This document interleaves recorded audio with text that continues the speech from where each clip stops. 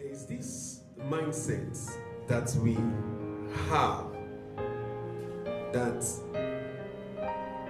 if you marry the wrong person, then your life is ended, right? If you don't choose the right person, then you cannot make marriage work.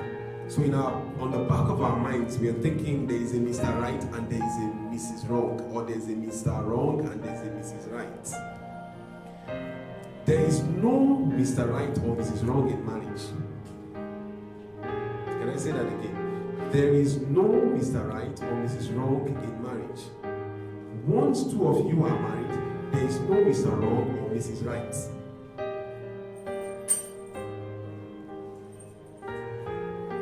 Once you identify that this is the person you want to get married to, and you get married to the person, that person isn't a Mr. Wrong. If you want to identify whether he's right or wrong, you do so before you get married. Hello? After you have gotten married, it is counterproductive for you to look at your spouse as the wrong person. Hello?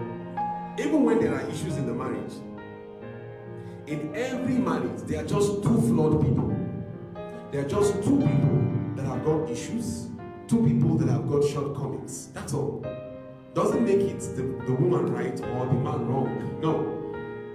And at the back of your mind, you cannot be thinking, I have married the wrong person. Because once you allow yourself to begin to believe that you're married the wrong person, your relationship is ended. Hello? How am I saying it's ended? Because you see, once you say he's the wrong person, then why put in the effort to make the marriage better? Why? Why should I do anything about it? It's like saying the person is dead. So if the person is dead, why should I put in the effort to resuscitate the person? Hello? You do cardiac resuscitation for somebody who is still alive, right? Even if the person is not responsive, but the person is still alive. So you breathe into the person's mouth, you pump the person's heart, trying to get the person to come back to life. But once you believe in your mind that this person is dead, or there's no sense again. Hello? You know what I told you last time? I said you cannot make a good omelet with a bad egg. Yeah? So if the egg is bad, why worry about the omelet? The omelet is already spoiled. Do you know what I'm trying to say?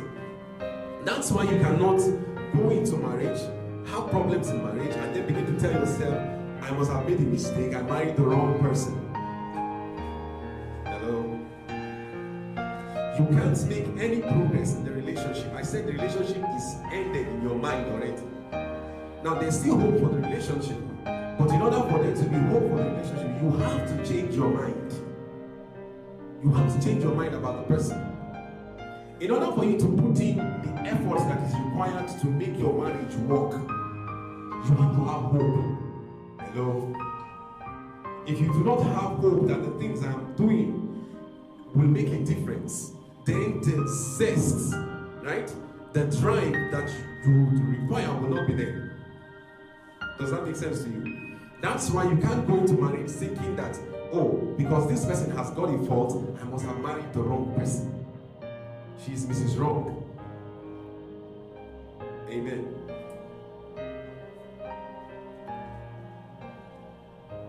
You need to believe that your efforts, if you put in, will yield the desired results.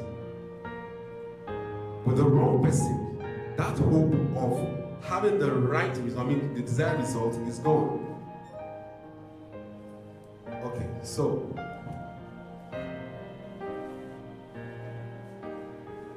Mr. and Mrs. Right can still have a bad marriage. I wrote something like that here. Now, what I mean by that is that you can actually find somebody whom you think, I'm trying to say there's no Mr. Right or Mr. Wrong, right? You can find somebody whom you actually think that two of you are going in the same direction. You have the same outlook to life. Both of you are born again, right? Both of you like the same things. Both of you, which is very rare, but both of you like the same things. Both of you, for example, like watching football, right? Or both of you like praying a lot. Both of you like studying the word a lot. Those are things that are in common. And you tell yourself that this is Mr. Right. The truth of the matter is that Mr. and Mrs. Right can still have a bad marriage. You can have the same goals, and like the same things and still have an unhappy marriage. Two people with similar directions and beliefs in life can still have a bad marriage.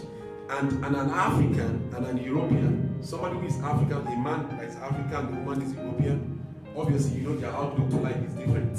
Hello? But they can still have a good marriage. I don't know how different people can be than for you were born in Africa, you know, Gomosho somewhere, in one village, all your life, that's where you were, and then you went to school abroad, and then you met a white girl, and then you married her. You cannot be more different.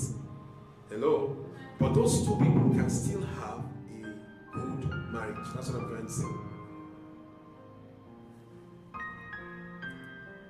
So any two persons can have a blissful marriage if they are equipped with the knowledge or the know-how, and both of them are willing to continue to learn, to communicate, and compromise. So what I'm trying to say is this, that the success of a marriage is not in finding the right person. Hello?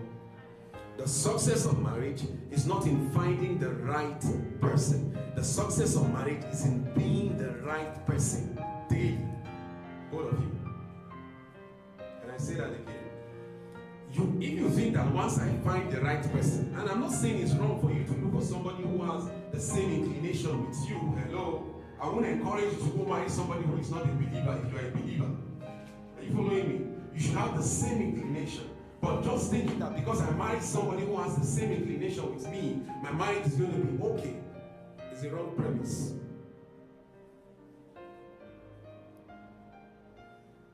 Instead of spending time finding the right person, put in the effort to prepare yourself for the right person. Put in that effort to make yourself the right person for the marriage.